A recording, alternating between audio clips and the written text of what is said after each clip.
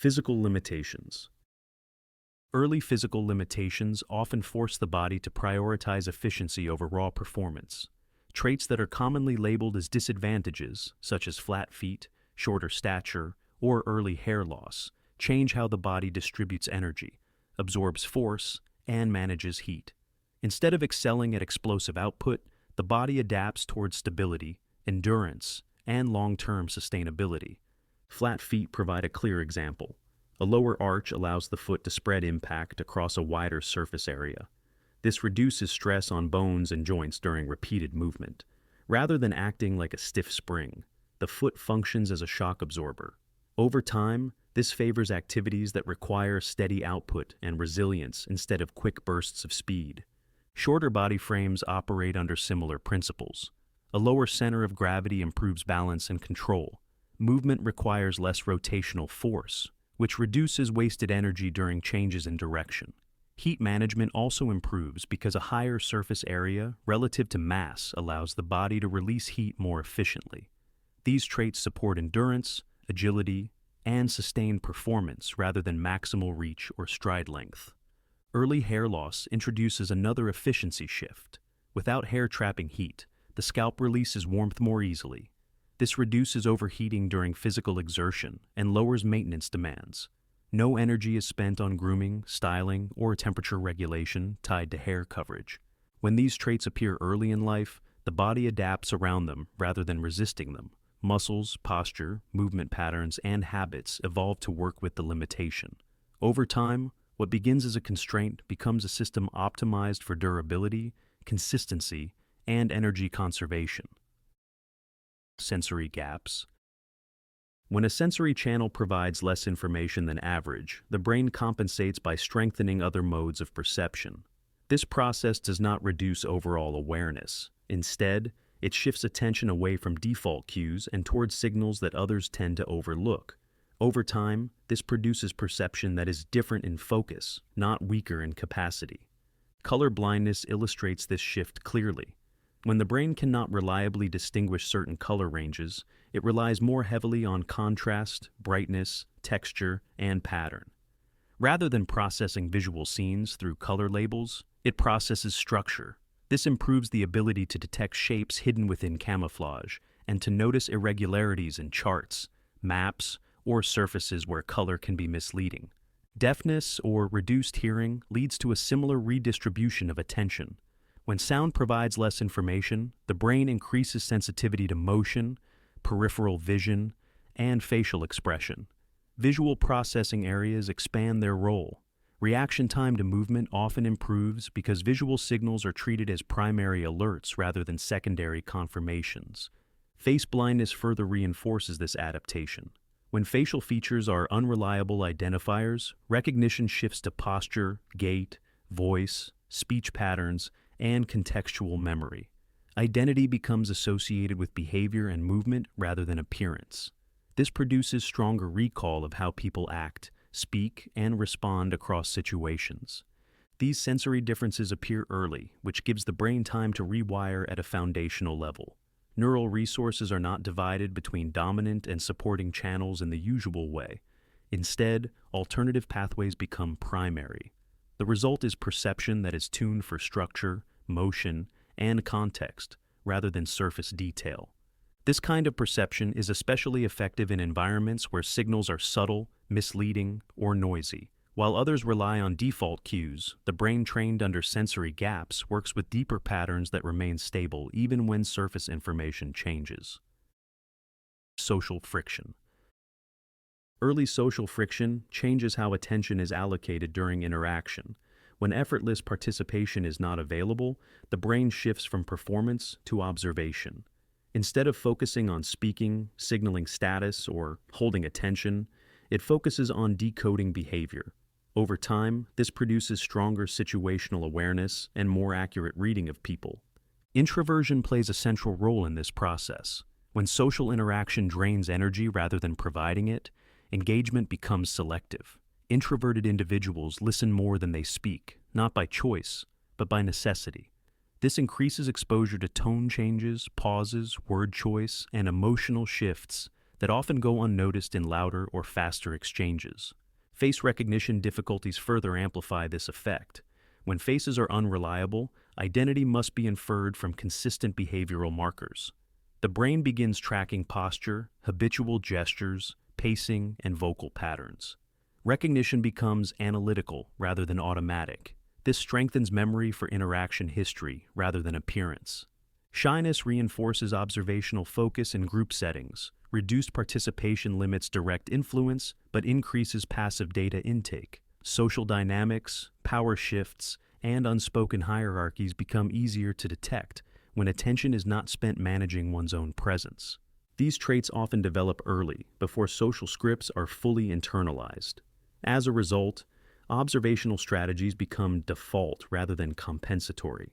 The individual learns to understand people by patterns of behavior instead of surface cues.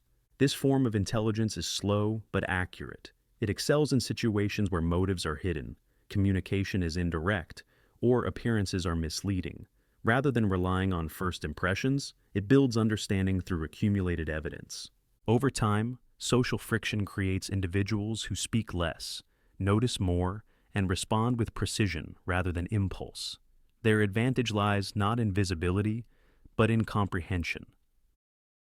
Cognitive difficulties. Cognitive processing differences alter how information is organized rather than how much information can be handled. When linear decoding is difficult, the brain compensates by relying on broader pattern recognition. This shifts thinking away from sequence and toward structure, relationships, and spatial mapping. Dyslexia is a clear example of this trade-off. Difficulty with written symbols slows word-by-word processing. To compensate, the brain prioritizes understanding meaning through context, imagery, and conceptual connections. Instead of focusing on individual letters, it constructs a mental model of the entire system being described. This approach favors big-picture reasoning. Complex ideas are understood as interacting parts rather than ordered steps.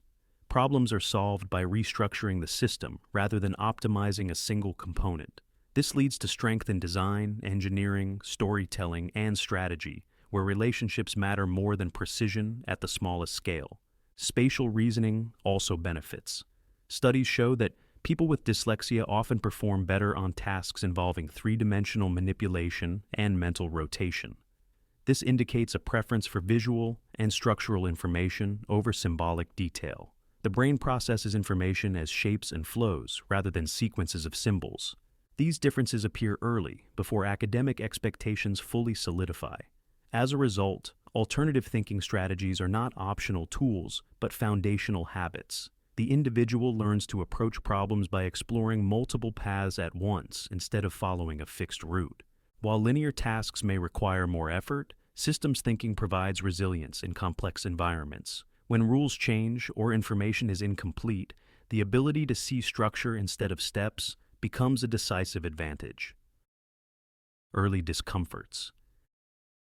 When everyday tasks do not align with standard design, the brain is forced to adapt continuously. Repeated small adjustments train flexibility at both cognitive and behavioral levels. Over time, adaptation becomes automatic rather than effortful. Left-handedness in a right-handed environment demonstrates this process clearly. Tools, interfaces, and instructions are optimized for the majority. Left-handed individuals must constantly reverse actions, mirror movements, or invent workarounds. Each adjustment is minor, but the cumulative effect is significant. This constant adaptation strengthens mental rotation and rule switching. The brain becomes comfortable flipping perspectives and reinterpreting instructions. Tasks are approached as problems to be solved rather than routines to be followed. This builds resilience when conditions change or when standard solutions fail. Adaptability also extends to learning. When default methods do not work smoothly, alternative strategies are explored earlier. Trial and error becomes normal. Failure carries less emotional weight because it is part of daily functioning rather than an exception. These adaptations occur early and repeatedly. Instead of relying on stable systems, the individual learns to expect inconsistency. This expectation reduces cognitive rigidity and increases tolerance for uncertainty. In environments that demand quick adjustment, such as competitive sports, technical problem solving, or crisis response, This flexibility becomes an advantage.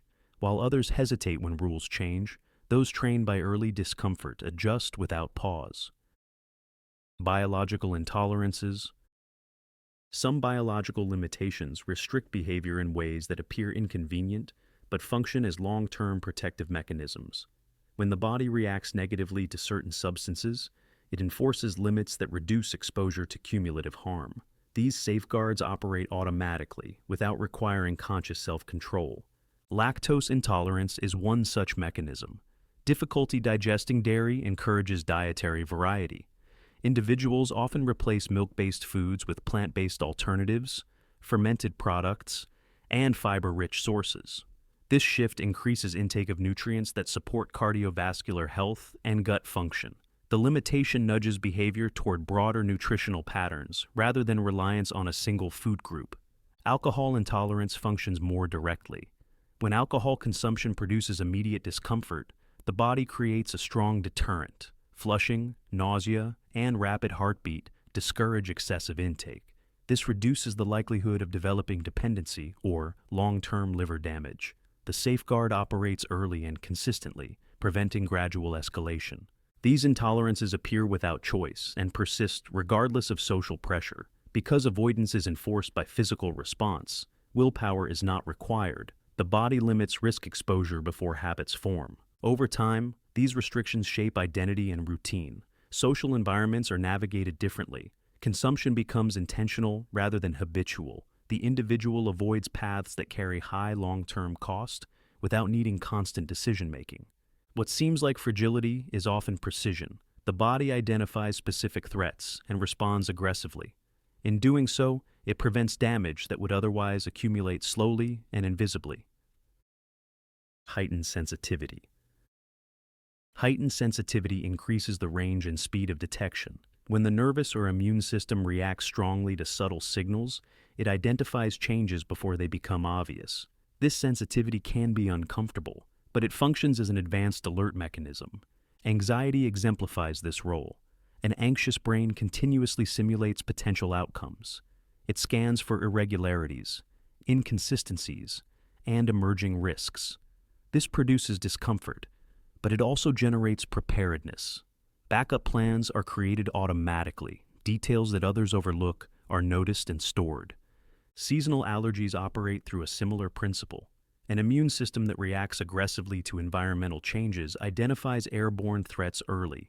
Sneezing, irritation, and congestion are signals of detection rather than failure. The body responds before exposure becomes significant. These systems favor false positives over missed threats. While this leads to overreaction at times, it minimizes the risk of catastrophic oversight. In evolutionary terms, early detection carries greater survival value than delayed accuracy. When sensitivity appears early in life, individuals learn to work with it rather than suppress it. They become planners, monitors, and early responders. Environments are adjusted proactively to reduce risk rather than reactively to recover from failure. In group settings, these individuals often identify problems before others are aware they exist. Their discomfort translates into protection for the broader system. Sensitivity becomes a form of vigilance rather than weakness. Repeated friction. Constant low-level difficulty trains endurance in the same way sustained physical resistance builds strength. When challenges are frequent but manageable, the nervous system adapts to operate under strain without collapse. Over time, effort becomes normalized rather than exceptional. Many of the traits discussed, sensory differences, physical limitations, social friction, and biological intolerances, introduce daily obstacles that must be navigated repeatedly. None of these obstacles are catastrophic on their own. Their impact comes from persistence rather than intensity. This repeated exposure reduces sensitivity to frustration. The brain learns that discomfort does not signal failure. Tasks require more steps, adjustments, or patience, but completion remains possible. This builds tolerance for delayed results and imperfect conditions. Emotional regulation improves as a byproduct. When effort is routine, emotional response becomes muted. Energy is directed toward problem solving instead of resistance. Setbacks are expected and incorporated into planning rather than triggering avoidance. Early friction also reduces reliance on external validation. Progress is measured internally, based on adaptation and persistence rather than immediate success. This creates resilience in environments where feedback is delayed, ambiguous, or inconsistent. Over time, mental endurance becomes an embedded trait. Sustained effort feels normal. Uncertainty feels manageable. The individual continues forward while others disengage when conditions become difficult. Early disadvantages. When life does not work smoothly at the beginning, default paths become unreliable. Systems that reward conformity, speed, or effortless competence fail to produce results. This forces the individual to abandon assumptions about how progress is supposed to happen. Early struggle removes the option to coast. Skills are not absorbed passively through repetition alone. They must be constructed deliberately. This means breaking tasks down, testing alternatives, and understanding why something works instead of copying how it looks when it works for others. Because standard routes are blocked, exploration happens earlier. Different strategies are tried not out of curiosity, but out of necessity. Over time, this builds independence from prescribed methods. Success becomes something engineered rather than inherited. This process also prevents over-identification with any single tool or habit. When one approach fails, switching is expected. Flexibility replaces attachment. The individual becomes less fragile when systems change because no single system was ever fully reliable to begin with. As a result, progress is slower at first, but more durable later. Skills are transferable because they were built from principles rather than shortcuts. When environments shift, the underlying understanding remains useful.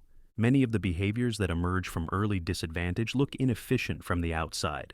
They involve repetition, caution, and unusual routines. But these small, overlooked behaviors quietly reshape how the brain operates over time.